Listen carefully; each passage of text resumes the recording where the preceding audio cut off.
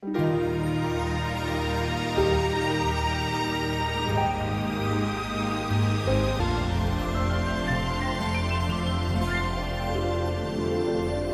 bien, queridos hermanos y hermanas, hemos estado repasando estos días algunos aspectos acerca de la Iglesia.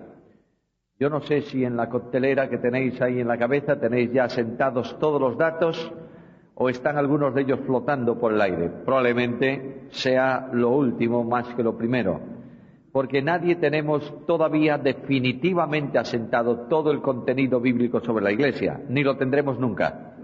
Siendo un programa y una obra de Dios, la Iglesia de Cristo, la doctrina sobre la Iglesia, tiene una dimensión renovada cada día, nueva en cada momento y siempre ilustrativa y de enseñanza personal. Por tanto, pasará mucho tiempo, seguiremos repasando la doctrina de la Iglesia, aprendiendo cosas nuevas sobre la Iglesia y disfrutando grandemente de su enseñanza todas cuantas veces nos parezca. Y nunca llegaremos al fondo, porque descansa en la palabra de Dios. Ahora hemos estado viendo la Iglesia en sí, la estructura teológica sobre la Iglesia. Hemos visto también en el día de ayer lo que tiene que ver con la organización de la Iglesia y el gobierno de la Iglesia. Estaba buscando la palabra, ya se me van, las muchas letras me vuelven loco. Y hoy vamos a ver algo acerca de la operatividad de la Iglesia, es decir, los dones que el Espíritu Santo da para el funcionamiento de la Iglesia y para capacitación de los creyentes. Antes de entrar en el tema, yo voy a hacer una breve introducción. Todo creyente se incorpora a la única Iglesia de Cristo por conversión. Es decir, la persona cree en Cristo, se convierte a Cristo, dice Pablo, que se convierte de los ídolos a Dios. Primera carta a los Tesalonicenses, capítulo 1, versículos 9 y 10. Se convierte de los ídolos a Dios para servir al Dios vivo y verdadero y esperar a su Hijo de los cielos. Este servir a Dios no puede producirse en ninguna otra área en la presente dispensación que en la Iglesia, porque no hay otro pueblo reconocido por Dios más que la Iglesia. No hay otro programa de Dios en el tiempo presente más que la Iglesia, de manera que todo el servicio está vinculado necesariamente a la Iglesia. El servicio del creyente en la Iglesia tiene que ver siempre, inexcusablemente, con la edificación. De ahí que el apóstol Pedro, en la carta primera, en el capítulo 4, en el versículo 10, dice que según los dones que cada uno ha recibido, ¿qué tiene que hacer con ellos? Ministrarlos, es decir, ponerlos al servicio de los demás. Y en este poner al servicio de los demás, indudablemente ya trae aparejado el crecimiento espiritual de la Iglesia y la edificación del cuerpo de Cristo. Ahora, un hombre, una mujer convertida, no es instrumento en manos del Espíritu, a no ser que el Espíritu le dé la capacitación espiritual correspondiente para poder ser ese instrumento. Esa capacitación tiene que ver con los dones. Los dones hacen de un creyente un instrumento capaz para una determinada función. El Espíritu Santo dice, en la iglesia necesito un maestro para que enseñe. Le da a la persona el don para que pueda ser un instrumento útil en manos del Espíritu. De manera que el creyente dotado de dones no es en sí nada, a no ser que sea utilizado por el Espíritu Santo. ¿Está claro? De la misma manera que tú tomas un pedazo de acero y lo metes en el fuego y haces una tenaza, una tijera para cortar el seto del jardín, y es un instrumento útil en tu mano para esa operación, de la misma manera, con otro trozo de acero, haces un cuchillo para cortar la carne en la mesa, instrumento en tus manos útil para ese ministerio. No se te ocurre cortar la carne con la tijera del jardín, ni cortar el seto del jardín con un cuchillo. ¿Puedes hacerlo? Puedes, pero no quedaría demasiado bien. De manera que el Espíritu Santo da los elementos capacitantes, que son los dones, a los creyentes, como soberanamente Él quiere. Y el Señor Jesucristo, que llevó cautiva la cautividad, a lo largo de la historia de la Iglesia va repartiendo los hombres que Él llevó sobre sí en salvación, los va repartiendo y dándolos a la Iglesia. Ahí notarás entonces la distinción fundamental entre el capítulo 12 de Romanos, capítulo 12 de Primera a Corintios y el capítulo 4 de la carta a los Efesios. En el capítulo 12 de Primera a Corintios y en el capítulo 12 de Romanos, el apóstol Pablo habla de dones. En el capítulo 4 de la carta a los Efesios habla de hombres, de creyentes, de personas, hombres y mujeres dotados de dones que Dios va regalando a la Iglesia con un propósito, la edificación del cuerpo. ¿Está claro el concepto? Muy bien.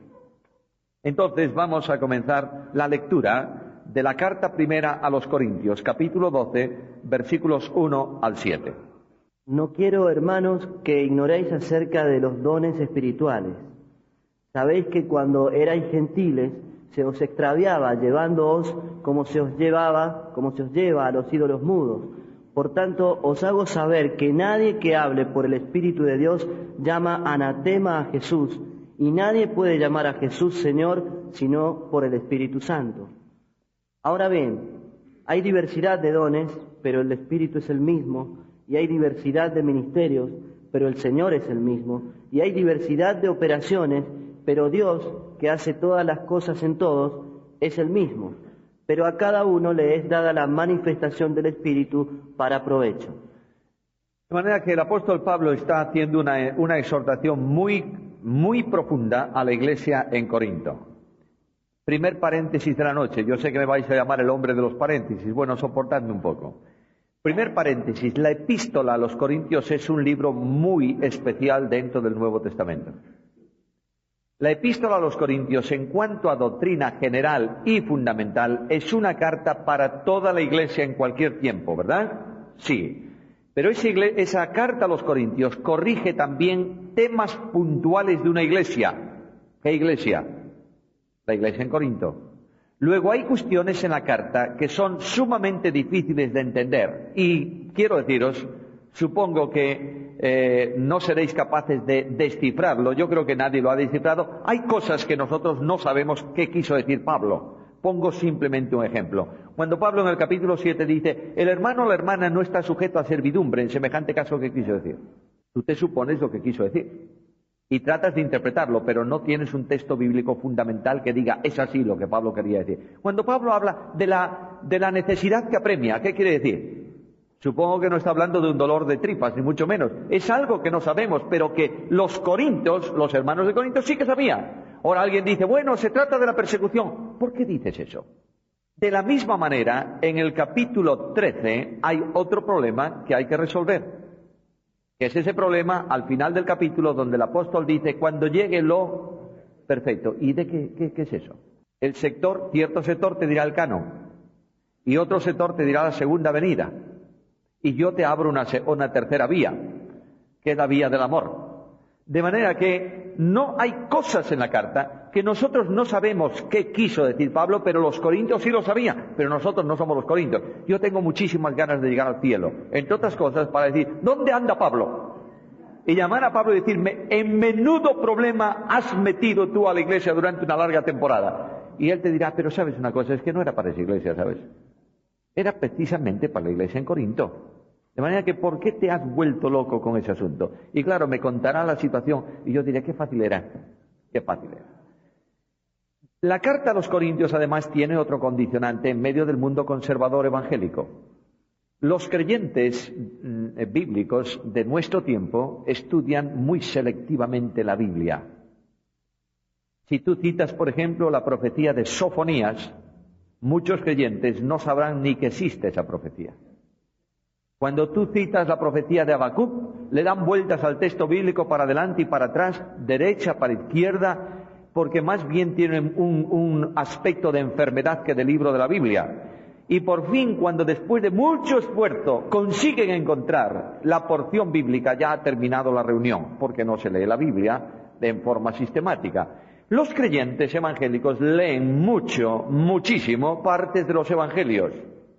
Leen un poquito parte de la epístola de Pablo a los romanos, especialmente algunos capítulos que interesan mucho, como el capítulo 5, un poco el capítulo 12. Y de la carta a los Corintios conocen al pie de la letra el capítulo 11 y el capítulo 14. El resto de la carta tiene menos importancia. No es así. Pablo hace una advertencia muy seria en este capítulo 12. No quiero, hermanos, que ignoréis. Luego, ojo con lo que va a decir, porque es muy importante. Y no quiero que ignoréis acerca de qué cosa, de los dones espirituales. Hay dos palabras relacionadas, o mejor dicho, un sustantivo con dos calificativos en el Nuevo Testamento, el mismo sustantivo con dos calificativos. El sustantivo es don. Y los calificativos que acompañan a ese sustantivo es don de la gracia, don del Espíritu. Es un regalo. Don de la gracia tiene que ver con salvación. Es decir, lo que Dios da para que tú y yo podamos ser salvos. Porque por gracia sois salvos por medio de la fe. Esto no es de vosotros, es un don, un regalo de Dios. En este sentido no hay ningún tipo de distinción en cuanto a gracia. De la misma forma se salvan los hombres que se salvan las mujeres. Y tiene que ver específicamente con el regalo que Dios hace para que todo aquel que en él crea sea salvo. Don del Espíritu tiene que ver con carismas, con regalos específicos, puntuales, que el Espíritu Santo hace para la capacitación de los creyentes para el ministerio. Quiero anticiparos que los dones del Espíritu son dados soberanamente, como el Espíritu Santo quiere, a cada creyente en la Iglesia, sin ningún tipo de distinción. Esto, aunque sorprenda a algunos, es muy importante. No hay dones femeninos y dones masculinos. Hay dones.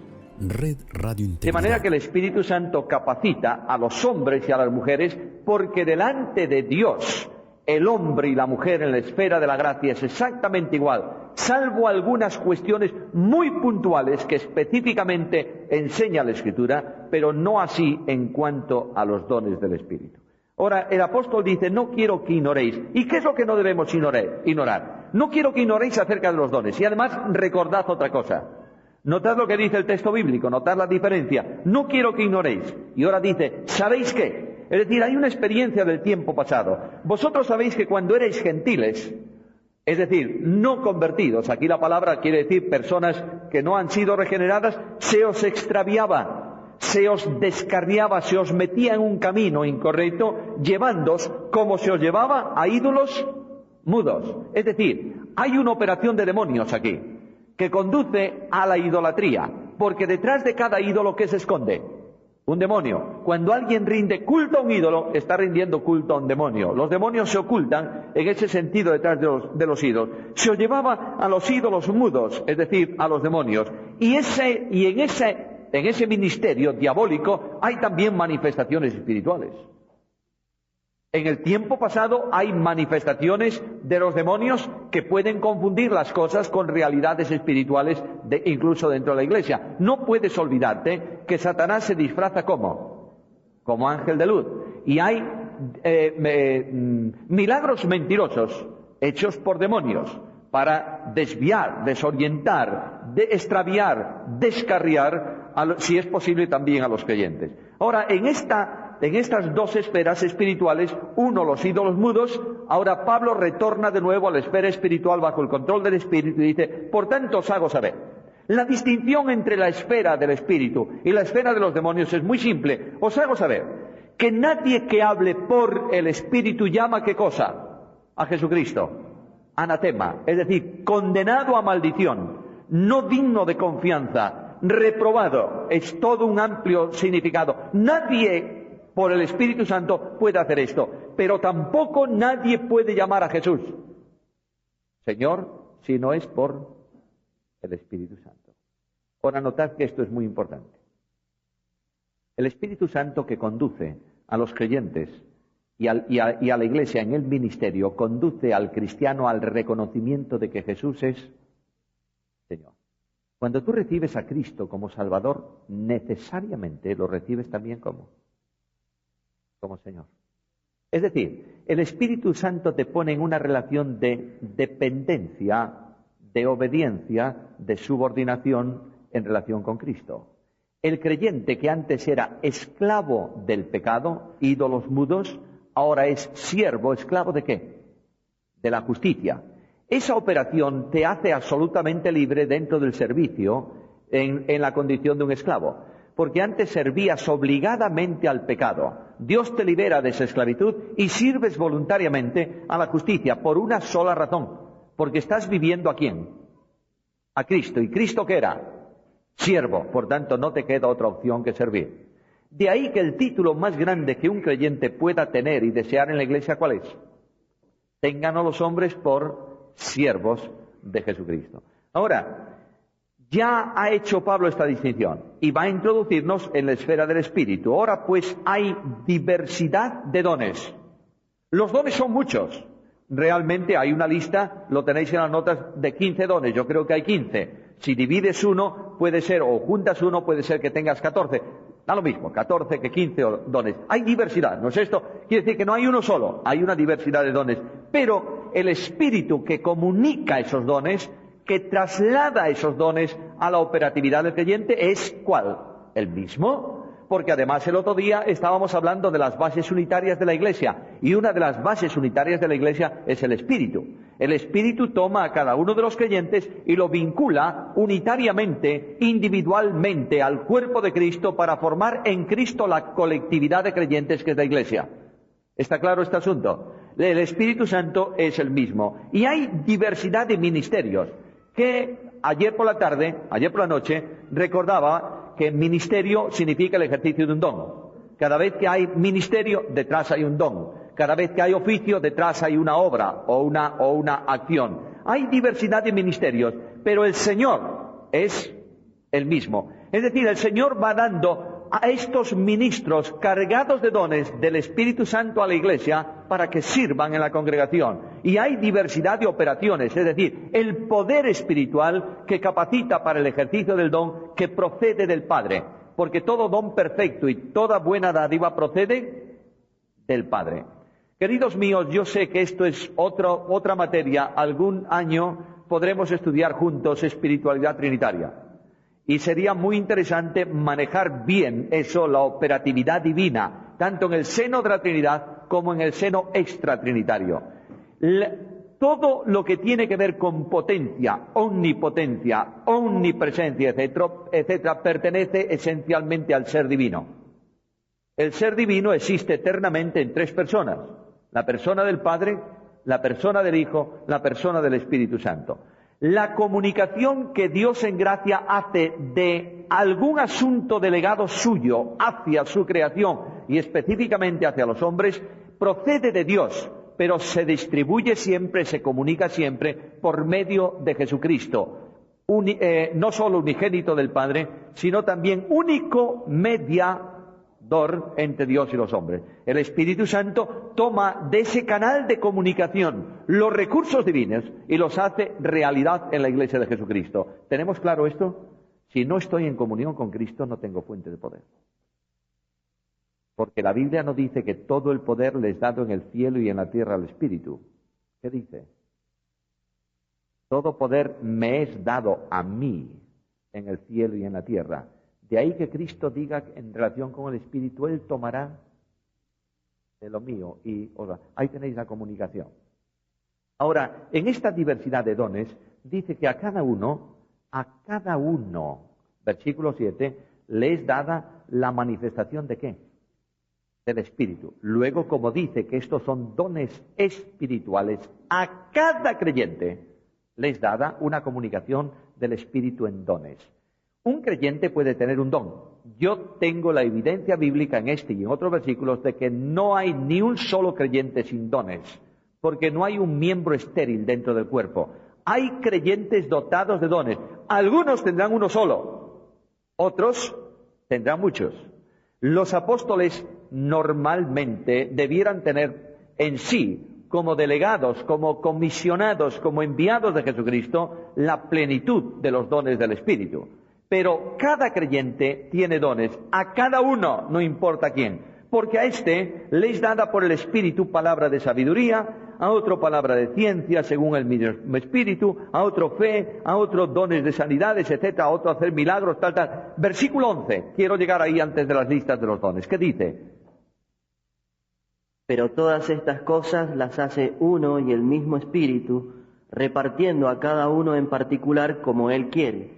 De manera que el Espíritu Santo da dones. ¿A quién? A cada uno. ¿Y cómo los da? En particular, ¿y qué hace? Repartiendo a cada uno, ¿cómo? Como quiere. ¿Es soberano el Espíritu Santo? Sin duda ninguna. De modo que yo voy a ponerme a orar al Espíritu y voy a decirle, yo quiero el don de, no sé, el don de maestro. Por favor, Señor, dame el don de maestro. ¿Qué me diría el Espíritu Santo? Ese es un asunto mío. No es tuyo. Pero tú ves que soy mucho mejor que mi hermano, soy más comprometido. Eso no tiene nada que ver con los dones que recibes. De manera que Dios actúa en soberanía, Dios actúa en plenitud y Dios capacita a los creyentes. Observad, por favor, que en la esfera de la gracia, para Dios, dice Gálatas, dice el Señor, que en el plan de salvación y en la Iglesia no hay judío ni gentil. No hay siervo ni libre. No hay... Bueno, dilo, hombre, no te quedes ahí tan parado. No hay hombre ni mujer. Por tanto, Dios está dando soberanamente, como quiere, los dones para el servicio dentro del cuerpo. Los hombres dotados de dones. Y ahora la pregunta que surge inmediatamente es esta. Si los dones son dados por el Espíritu y son dados para edificación del cuerpo, ¿qué dice aquí? Que es dado a cada uno para provecho. ¿Para provecho de quién? ¿Del cuerpo o del que tiene el don? Del cuerpo. Por tanto, los dones son dados para provecho del cuerpo, para el crecimiento espiritual del cuerpo. Los creyentes dotados de dones han de servir a los demás con la capacitación que el Espíritu Santo le ha comunicado. Si tú tienes un don y no lo pones en marcha, estás retardando el desarrollo del cuerpo. Y Dios va a pedirte responsabilidad. Y si en la Iglesia de Jesucristo hay dones que no se permite, cuyo ejercicio no se permite por estructura de la Iglesia, el liderazgo de la Iglesia dará cuentas a Dios por la incapacidad que hace de creyentes dotados de dones. ¿Entendéis esto o no? Es necesario que el liderazgo reflexione su enorme responsabilidad en relación con los dones y abra las puertas necesarias para el ejercicio en la Iglesia de los dones como el Señor ha comunicado. Por eso, mis queridos hermanos, hago otro paréntesis aquí. Es mi convicción personal. Yo decía, no sé si lo dije aquí o no, pero si lo digo hago una nueva confesión. Voy a confesar. Me voy a confesar delante de vosotros. Primero, en cuanto a dones, en cuanto a ministerio del Espíritu, etcétera, etcétera, quiero deciros que yo no soy un niño pequeño. No soy un joven que estoy buscando impactar a la gente con algo nuevo, con alguna novedad. No, ya ha pasado, eso ya pasó para mí hace muchos años. Segundo, quiero deciros también con mucha humildad que yo dedico muchas horas diarias al estudio de la palabra. A lo largo de toda mi vida, la media no baja de 8 horas diarias. Por tanto, dedico tiempo a la Biblia. Quiero deciros también que Dios ha puesto en mi vida, por su gracia, personas de primerísimo nivel, que me han conducido al estudio de la Biblia, me han orientado en la palabra y han abierto mi estructura teológica. Soy, cada año que pasa, más conservador, oídlo por favor, más conservador en doctrina. Pero cada año que pasa estoy más lejos del sistema religioso. No me interesa lo más mínimo el sistema, me interesa la palabra. Sé que hay que pagar un precio por eso, pero no me importa, ¿sabéis por qué? Porque yo no voy a dar cuenta ante los hombres. Voy a dar cuenta ante el tribunal de Cristo. Y esta es mi responsabilidad. Ahora, dicho esto, volvemos a los dones. Cuando tú analizas la lista de dones, tienes que colocar, yo te invito a que lo veas en las notas si quieres, colocas en una columna, en un papelito, hazlo tú, en un papelito Romanos capítulo 12, y en otro papelito haces, en otra columna de ese mismo papel, pones primera carta a los Corintios capítulo 12, y empiezas a numerar. Y ahora, por favor, yo pido que alguien abra su Biblia en primera carta a los Corintios, bueno, tiene que ser nuestro hermano por causa de la lectura. Busca Romanos 12 y ponle ahí un dedo y 1 Corintios 12, y vamos a manejar los dos lados. De modo que, versículo 28 de primera carta a los Corintios, capítulo 12. Y a unos puso Dios en la iglesia, primeramente apóstoles. Muy bien, primeramente apóstoles, de modo que ya tenemos un don. Primeramente puso apóstoles. Ahora, versículo 10, tienes que volver atrás. A otro el hacer milagros, a otro profecía. Muy bien, de modo que ahí tenemos otro don, el don de profecía o de profetas. Romanos capítulo 12, versículo 6. De manera que, teniendo diferentes dones, según la gracia que nos es dada, si el de profecía, úsese conforme a la medida de la fe. Notad que ahí hay, tanto en Romanos como en Corintios, Pablo ya menciona en dos lugares el don de profecía. Y en Efesios, en el versículo 11, dice que Dios dio, eso lo llevo yo. En el capítulo 4 de Efesios, versículo 11, dice que Dios dio ciertamente a unos apóstoles, es decir, hombres dotados del don de profecía. Tercer don que aparece en el Nuevo Testamento.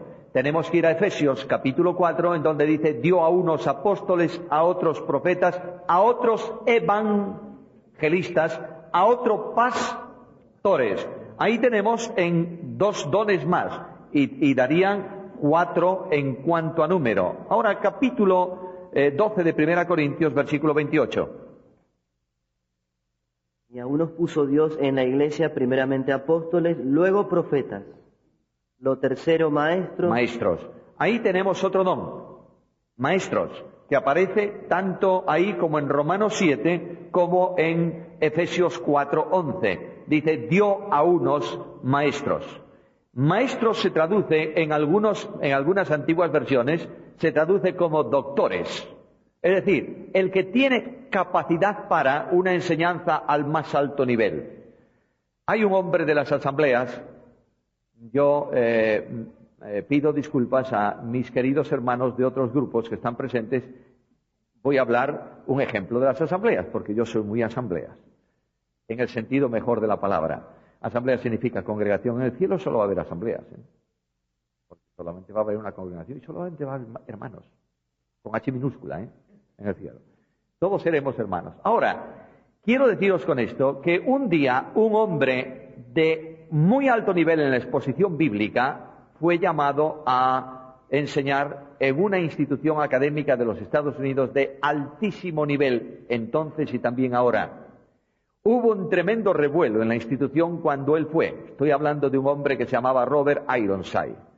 Cuando él entró a esa institución, el gran problema era que este hombre no tenía ningún título teológico. Curioso. De modo que ahí se creó el gran lío. ¿Cómo? ¿De qué manera? Pasaron los años y este hombre terminó licenciándose del instituto ya de viejete, y la institución, agradecida por sus servicios, dijo, vamos a darle el título de doctor honoris causa. De modo que encomendaron al presidente para que fuese a él y le dijese, mira, te vamos a obsequiar con un doctorado. Y cuando entró en su despacho, le dijo, mira, hemos tenido una reunión especial y vamos a nombrarte, a reconocerte doctor honoris causa. Y él se rió con aquella sonrisa que dicen que tenía, yo no lo conocí, claro. Y le dijo, ¿para qué quiero otro doctorado? Y el presidente le miró y dijo, ¿cómo otro doctorado? Has hecho una licenciatura y un doctorado sin que nosotros lo supiéramos, con el problema que se ocasionó al principio cuando tú entraste. Y dice, no, hombre, no. Y le citó este texto y dice, mi iglesia hace muchos años que me ha reconocido como doctor. ¿Para qué quiero yo otro doctorado ahora? Bueno, a donde yo voy es que tengamos también muchísimo cuidado, no se nos suban los títulos, ¿sabéis a dónde? A la terraza. El único título que merece la pena tener y exhibir es el de siervo. Ahora, si tienes unos conocimientos con una titulación que evidencia que lo tiene, ándate con mucho cuidado porque no es tuya tampoco. Porque todo cuanto tú tienes lo has recibido de otros. Red Radio Integridad. O sea que no es mérito alguno personal, ninguna de esas cosas. Maestros. Luego, versículo 28, 1 Corintios. Luego los que hacen milagros, después los que sanan, Los que ayudan. Los que ayudan.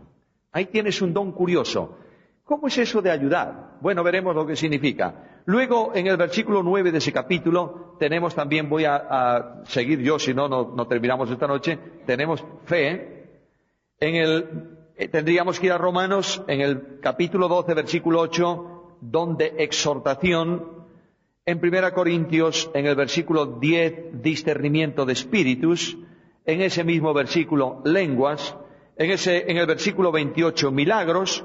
En el versículo 9, 28 y 30, 3 veces en ese capítulo, sanidades. No sé si habría muchos enfermos en Corinto. Bueno, sí, en el capítulo 11 dice que hay algunos enfermos por no discernir el cuerpo de Cristo.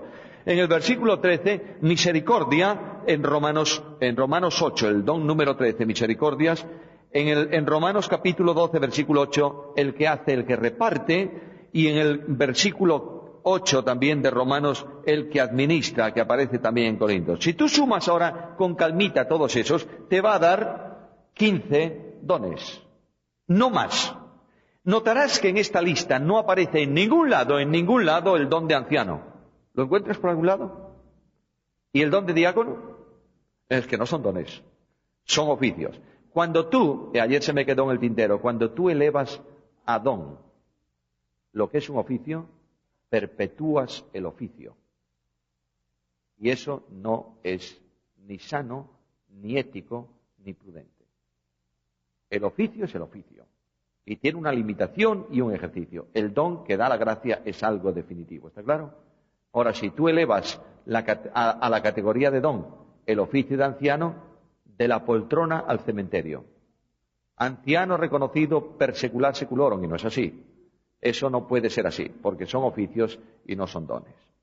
Ahora, ¿cómo podemos clasificar los dones? Porque los teólogos tienen la manía de hacer clasificaciones, y los matemáticos. De manera que tú a veces ves una enorme cantidad de clasificaciones. Vamos a clasificar los dones. Yo sugiero que se hagan clasificaciones muy simples. Voy a establecer una clasificación en 3 partes. Primeramente, los dones fundantes, es decir, los dones que se dan para la fundación de la Iglesia.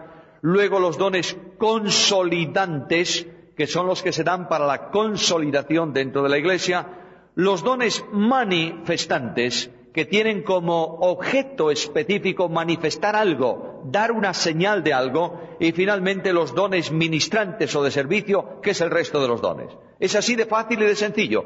Qué buena clasificación tenemos ahí. Primeramente, los dones fundantes. Significa que son los dones que se dan necesariamente para capacitar personas en la fundación de la Iglesia, es decir, en el tiempo fundacional de la Iglesia. Los dones fundantes son 2, apóstoles y profetas. Ahora, en Efesios capítulo 4, versículo 11, dice que Dios dio primeramente, o dio a unos apóstoles. Los apóstoles es la provisión que Dios hace de la Iglesia de enviados suyos. Y dice en la primera carta a los Corintios, dio primeramente. Esa palabra en el texto griego sitúa por orden los dones según fueron necesarios o de aparición. Primeramente, apóstoles. En sentido general, este don se refiere específicamente al colegio apostólico. Ahora entramos en una polémica, en una discusión a fondo. ¿Cuántos apóstoles eran y quiénes son los que tienen este don?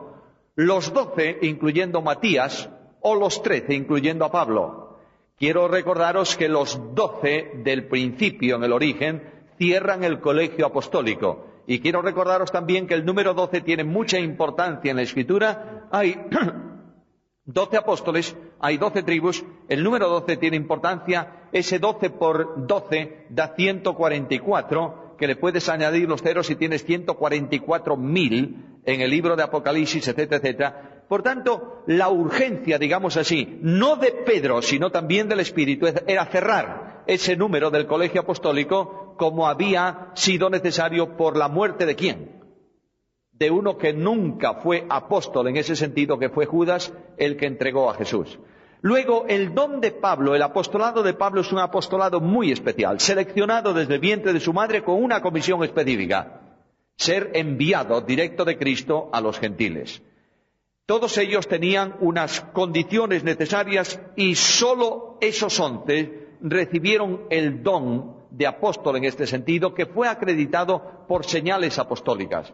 Recordad también que el apóstol Pablo habla de que yo hice las señales de apóstol. Una de las condiciones del colegio apostólico de los 12 apóstoles eran que habían tenido que ver a Cristo, estar con Él, ser testigos de su ministerio y ser testigos de su resurrección. Indudablemente Pablo tal vez no fue testigo del ministerio terrenal de Jesucristo. Aquellos apóstoles aprendieron la enseñanza, lo que estaban comunicando directamente de Cristo. ¿Y Pablo de quién? De Cristo mismo. No se la comunicó en vida, pero en su vida terrenal, pero se la comunicó durante aquel tiempo de separación de él después de su conversión. Y Pablo dice categóricamente en la carta a los Gálatas que lo que yo predico no lo he recibido de hombre, sino de Cristo. Y es sorprendente notar cómo el apóstol Pablo en esta carta a los Corintios dice, porque yo recibí del Señor, ¿qué? Lo que también os he enseñado. No cabe duda que cuando Pablo sube a Jerusalén y entra en confrontación, sana confrontación, en comparación de la doctrina que él predicaba con las columnas de la iglesia, encuentran ellos que lo que Pablo predicaba y enseñaba era lo mismo, porque todos lo habían recibido del mismo Señor. A distinción de algunos apóstoles que vieron a Cristo simplemente resucitado, Pablo vio a Cristo glorificado. Este camino de Damasco de Pablo fue el encuentro con el Dios de gloria en su camino. Y es tremendamente importante el encuentro de Cristo con Pablo. Pablo aprendió la primera enorme lección de teología que él iba a mantener luego en el camino a Damasco. ¿A quién persigues, Pablo? A los cristianos. No, Pablo. Estás muy equivocado. Tú persigues a Jesús. Porque Jesús y los cristianos son una unidad espiritual. Y Pablo comenzó a aprender lo que le era muy difícil entender a un judío. Y además Pablo entendió otra cosa. Notad ahí en el camino a Damasco que cuando el Señor habla con él no dice yo soy Cristo. Dice yo soy Jesús. Jesús el hombre que para ti murió en una cruz y no resucitó, es el Dios de gloria. El Verbo encarnado. Decía el otro día que en la Escritura muchas veces se utiliza el nombre de la humanidad, es decir, el nombre humano de Jesús, del Hijo de Dios, para referirse a asuntos de la deidad, a fin de que los hombres sepamos que Jesús de Nazaret no es un hombre simplemente, es Dios manifestado en carne. Y que hay distinciones fundamentales entre el hombre Jesús de Nazaret y yo. Esencialmente hay dos diferencias que ningún hombre ha tenido ni tendrá jamás. Por eso la Biblia dice permanentemente en semejanza. Lo que distingue la humanidad de Jesús de la nuestra es esencialmente la vinculación con la deidad. Jesús está vitalmente unido, inseparablemente unido a la deidad, segunda persona del Hijo de Dios, y es la naturaleza humana del Verbo eterno de Dios. Jesús es Emmanuel, Dios manifestado en carne. Segundo, Jesús es impecable, es decir, nació sin pecado, vivió sin pecado, no cometió pecado. En eso nos distingue, se separa de la humanidad, pero por otro lado es esencialmente hombre con los elementos básicos de toda humanidad. Ahora, este Jesús da dones fundantes, apóstoles, y da también dones de profecía. En la Biblia se utiliza el término apóstol para referirse también a enviado, pero nunca como don, sino como comisión. Por ejemplo, Epafrodito, vuestro apóstol y ministrador de mis necesidades. ¿Quién lo envió a Epafrodito? ¿Cristo? No, lo envió la Iglesia en Filipos. Y en este sentido le pueden llamar apóstol de ellos, porque significa enviado a. Pero solamente Cristo envía y da estos hombres como apóstoles suyos. ¿Entendéis la diferencia? Ahora, en cuanto a profeta, ministerio profético, tiene que ver esencialmente, en primer lugar, con una revelación que no estaba antes comunicada de parte de Dios, ni escrita.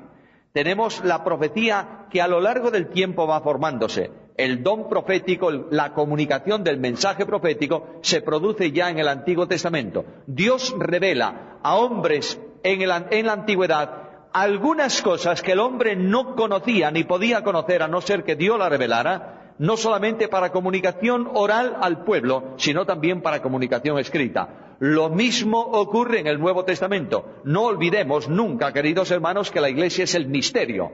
Es decir, lo que Dios comunica de una cuestión que solamente Él conocía en el Nuevo Testamento. Y para esta comunicación Dios da profetas. Una de las cuestiones importantes de la profecía tiene que ver con la revelación de enseñanzas sobre la Iglesia para el tiempo presente, y otro tiene que ver con el aspecto escatológico futuro. Los profetas hablaron, y queda escrito, registrado, algo de la profecía venidera. No hace falta que cite un libro profético por excelencia en el Nuevo Testamento. ¿Cuál? Apocalipsis. Apocalipsis es esencialmente la actualización de la profecía del Antiguo Testamento sobre el día de Jehová y el añadido de revelaciones nuevas que tienen que ver con el futuro eterno de cielos nuevos y tierra nueva. Ahora, mis queridos hermanos, un paréntesis en esto de la profecía del Nuevo Testamento. Hay una distinción fundamentalísima entre la profecía del Antiguo y la del Nuevo. En la profecía del Antiguo Testamento Dios revela a los profetas mensajes, visiones, manifestaciones, conocimiento que no tiene ningún tipo de referencia humana y que ellos a veces no entendían. Por ejemplo, las referencias sobre el día de Jehová es simple revelación profética, ¿no es esto? El profeta escribe. En el Nuevo Testamento Dios revela cuestiones escatológicas del futuro mediante un ejemplo visible para los profetas. De modo que en la transfiguración Jesús llevó a los suyos ¿a dónde? A la cima de un monte. ¿Y qué dijo antes Jesús en el relato del Evangelio? Claro, ¿y qué dijo Jesús antes? Dijo, de cierto os digo que entre vosotros hay algunos que no verán muerte hasta que hayan visto venir, ¿qué cosa? El reino de Dios con poder. Y 8 días después, tomando a 3 de ellos, sube al monte, se transfigura. Y ahí tienes la gloria del Rey que viene, la presencia de santos de la antigua dispensación, Moisés y Elías, y la presencia de santos de la nueva dispensación de la Iglesia, simbolizados por los apóstoles. De ahí que cuando Pedro habla de profecía y dice, porque ninguna profecía fue traída por voluntad de hombres, etcétera, etcétera, etcétera, etcétera, dice, nosotros no hablamos como fábulas artificiosas, sino como habiendo visto con nuestros ojos, ¿qué? Su majestad. Luego, lo que viene en revelación para la Iglesia alcanza una dimensión mucho más importante que la antigua dispensación, por cuanto ya se dio un anticipo visible de la gloria futura que va a ser manifestada. No en toda su dimensión, pero sí para que sepamos que eso va a ser una realidad visible, palpable, porque ellos estuvieron con el Rey glorioso. Ahora tenemos aquí los dones para la comunicación. Son dados solamente a hombres en la Iglesia primitiva. A ver, Hechos capítulo 11, versículos 27 al 29. En aquellos días unos profetas descendieron de Jerusalén a Antioquía, y levantándose uno de ellos, llamado Agabo, daba a entender por el Espíritu que vendría una gran hambre en toda la tierra habitada, la cual sucedió en tiempo de Claudio. Entonces los discípulos, cada uno conforme a lo que tenía, determinaron enviar socorro a los hermanos que habitaban en Judea. ¿Agabo es un hombre? Sí, claro, naturalmente. Ahora, por favor, Hechos 21:9. Al otro día, saliendo Pablo y los que con él estábamos, fuimos a Cesarea, y entrando en casa de Felipe el evangelista, que era uno de los 7, posamos con él. Este tenía 4 hijas doncellas que profetizaban. Entraron en casa de Felipe. ¿Qué pasaba en casa de Felipe? ¿Qué se reunía en casa de Felipe? La iglesia. Y justamente ahí había 4 mujeres que profetizaban. No entro en ningún tipo de conclusión, simplemente apunto al texto, nada más. Lo único que hago es apuntar al texto. Ahora, debemos hacer una distinción. Hay 2 aspectos del ministerio profético. Uno, revelación específica de cosas futuras que Dios comunica. Otro, ministerio de la palabra ya comunicada, aplicada a la vida del pueblo de Dios. Primera carta a los Corintios, capítulo 14, versículo 3. Pero el que profetiza habla a los hombres para edificación, exhortación y consolación. De manera que el ministerio profético tiene una vertiente en la Iglesia actual como ministerio de exhortación, de aliento o de consolación y de exhortación.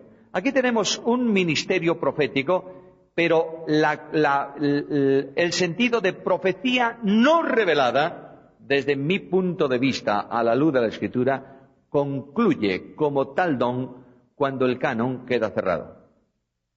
Si no es así, tendríamos que tener o formularnos una pregunta. ¿Debemos mantener abierto todavía el canon o no? Aquí esta mañana tuvimos una buenísima lección, una magistral lección sobre este asunto, y yo he aprendido esta mañana algo que nunca antes había reflexionado sobre el asunto del canon. El canon no se cierra, no se establece por autoridad dogmática de la Iglesia, sino por acción directa de la Iglesia, es decir, del pueblo de Dios, que reconoce los escritos inspirados. Y esto es muy importante. Cerrada la Escritura, sobre todo en cuanto a profecía venidera. Yo hablo ahora de profecía venidera. Dice el Apocalipsis, cualquiera que añada a las palabras ¿de qué? De este libro. Entonces, en cuanto a escatología venidera, Dios ha revelado, a mi entender, a la luz de la Biblia, y el don de profeta no está operativo. Quiero rectificar. Muchas veces yo mismo he utilizado la palabra y he dicho, este don no está vigente, ¿verdad? Pero mi querido profesor, maestro, amigo, el doctor Francisco Lacueva, un día me puso un mail. Y cuando él quiere decir algo en este sentido, te escribe un mail con letra del 34, es decir, así de grande. Y te dice, porque yo habíamos tenido una conversación teológica por internet, y él me contestó diciendo, vigente, así de grande. Y después en letra pequeñita, ¿cómo te atreves tú a decir lo que Dios puede o no puede hacer? Claro que no. Y en cambio me puso operativo. Eso sí. Es decir, como no tiene la Iglesia necesidad de la operatividad de un don de ese tipo, en este momento, a mi entender, a la luz de la Biblia, el don de profecía, tal como se entiende, revelación nueva de parte de Dios, no revelada antes, no está operativo. A veces te dicen, recibí una visión, un mensaje de parte del Señor. ¿Y cuál es ese mensaje? Bueno, yo soñé esta noche que andaba por las calles de oro y por las puertas de perlas. Hombre, está recordando el Apocalipsis este hombre o esta mujer. No, simplemente el Espíritu pudo haberlo conducido a esa reflexión. Fantástico. Y fue de noche, claro, porque ha leído el Apocalipsis, conoce el Apocalipsis. Ahora viene alguien y te dice, ¿sabes? Dios me ha revelado que hay una nueva galaxia con no sé cuántos miles de estrellas y ahí justamente la ciudad celestial. Oye, ¿qué habrá comido este hombre ayer por la noche? Tengamos mucho cuidado con este tipo de cosas. Dios, habiendo hablado muchas veces, en este momento ha hecho la revelación definitiva. ¿Y la ha hecho por medio de quién? Por medio de la palabra encarnada. Bueno, dones fundantes, dones consolidantes, evangelistas. El don de evangelista es dado no solo para la proclamación del Evangelio. Todo creyente tiene la obligación de proclamar el Evangelio o no. Id por todo el mundo y predicad el Evangelio. El evangelista es el que se ocupaba en la iglesia primitiva de enseñar los principios doctrinales básicos. Jesucristo el Señor dijo, id por todo el mundo y haced discípulos, bautizándolos en el nombre del Padre, del Hijo y del Espíritu, enseñándole ¿qué? Que guarden todo lo que os he mandado. Los evangelistas eran realmente en la iglesia primitiva y también en la iglesia antigua, eran misioneros, personas itinerantes. Visitaban las iglesias e iban enseñando a los nuevos convertidos de forma más privada, en números más reducidos, la doctrina fundamental. Se puede hacer la obra, aunque no se tenga el don. Mirad, por ejemplo, 2 a Timoteo, capítulo 4, versículo 5. Pero tú sé sobrio en todo, soporta las aflicciones, haz obra de evangelista, cumple tu ministerio. Tienes que cumplir tu ministerio porque tienes don para cumplirlo, ¿no es esto? Pero haz la obra de evangelista. Yo sospecho, mis amados hermanos, que Timoteo es simplemente una suposición basada a la luz del contexto psicológico que aparece en la Biblia de Timoteo. Yo sospecho que Timoteo era un hombre con un carácter un poco, no digo introvertido, puede ser introvertido, pero no era un valentón, no tenía un arranque para enfrentarse con las fieras de Éfeso. Era un hombre más bien cohibido. Obra de evangelista significa llegar a una iglesia y en donde había un grupo nuevo de creyentes, por allí había un judaizante que te iba a poner a andar en cuanto tú empezaste a hablar. Y el pobre de Timoteo estaría temblando. Timoteo, hay que hacer la obra. Pase lo que pasa, tienes que hacerlo. Cuando Pablo tenía que corregir algo que estaba desordenado en una iglesia, normalmente ponía a un tipo que tenía un carácter de piedra y era capaz de enfrentarse, no le importaba con quién. Por ejemplo, Tito. Ahí tienes, te dejé en Creta. Eran buenos los cretenses, glotones, etcétera, etcétera. Le da una serie de calificativos. Ahí te dejo para que pongas orden. Pero a Timoteo, ¿qué dice Pablo de Timoteo a los corintios? Mira, si llega Timoteo, que esté tranquilito entre vosotros. No me calentéis a Timoteo, por favor. Dejadlo en paz. Es un tremendo maestro, pero no es capaz de enfrentarse directamente a una situación como ella. Haz la obra de evangelista. Segundo don consolidante, pastores. Efesios capítulo 4, versículo 11. Dio a unos pastores y maestros. Es muy curioso que en el texto griego aparece un artículo determinado delante de los dos sustantivos.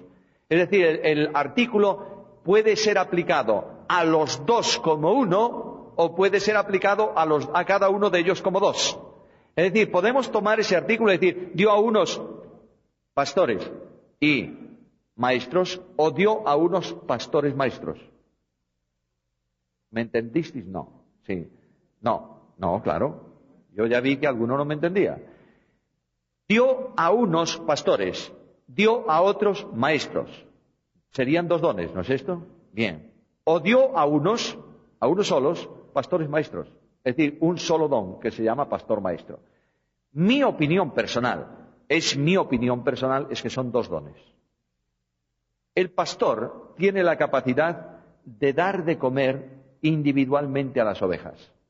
El maestro tiene la capacidad de enseñar a la colectividad de la iglesia. Es muy bueno que el pastor sea también maestro, fantástico. Y es muy bueno que el maestro tenga corazón de pastor. Pero no siempre ocurre así.